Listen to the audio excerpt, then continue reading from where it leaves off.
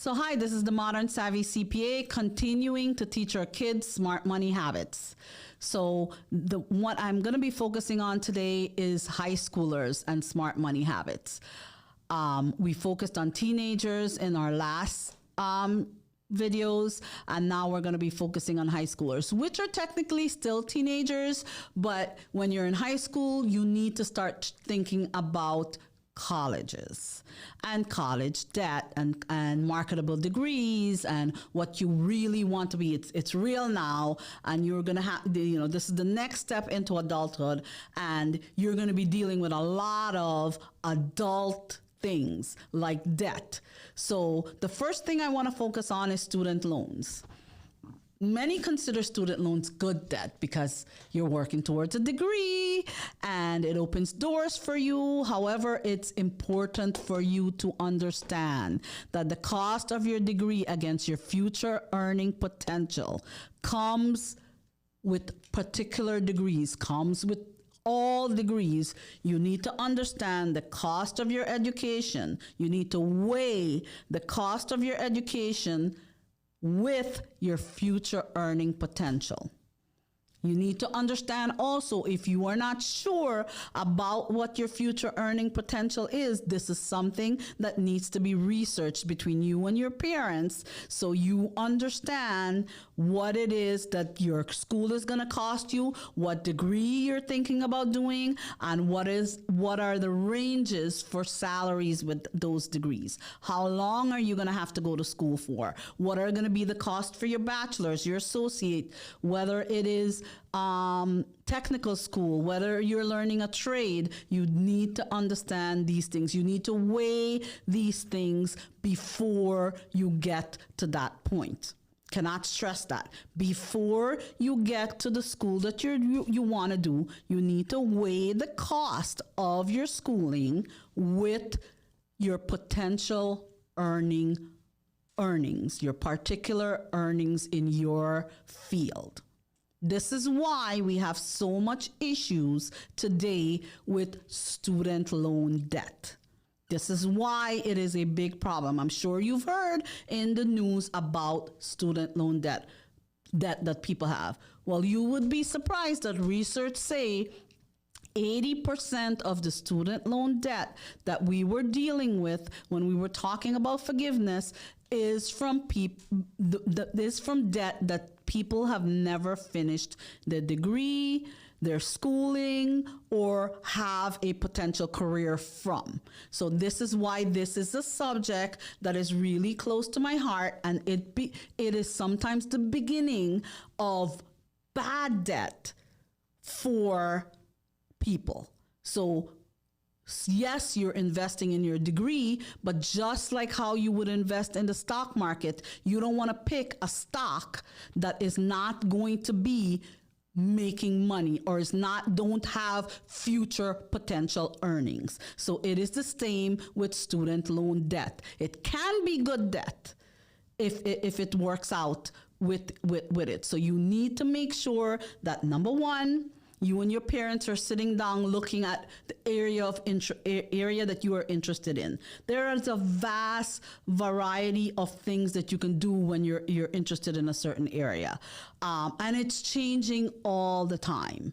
You can change your mind when you go. I have a kid right now that's changing his mind. So you can change your mind as time goes by, but you want to make sure that you're understanding the area that you're focusing in. And so, example, if you like math, you can do accounting, you can do engineering, you can do so many different things. Within the engineering field, there are so many different types of engineer. Within the accounting field, there are so many different types of accounting. Then there's finance. There's so many different avenues you can go with when it comes to finance. So sometimes, once you focus on that one degree, when you get out there are so many different areas that you can focus on and that you need to look at, and you need to understand before you start investing your money into that degree, whether you're the parent, whether you're getting a student loan, whether you're getting, even if you're getting scholarships you need to consider, because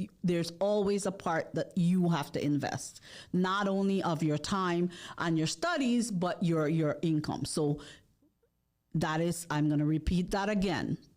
You need to weigh the importance of the cost of your schooling against your future earning potential. Parents and students, you need to weigh that.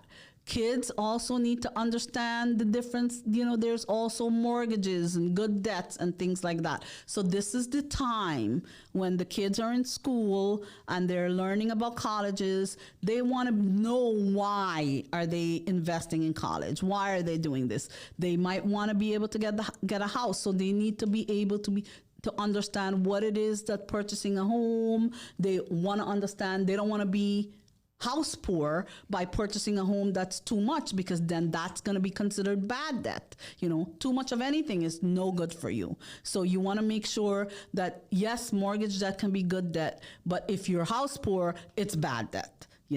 So one of the top lessons in financial literacy for high schoolers is, no matter what you do, you want to be able to minimize the debt you're taking on.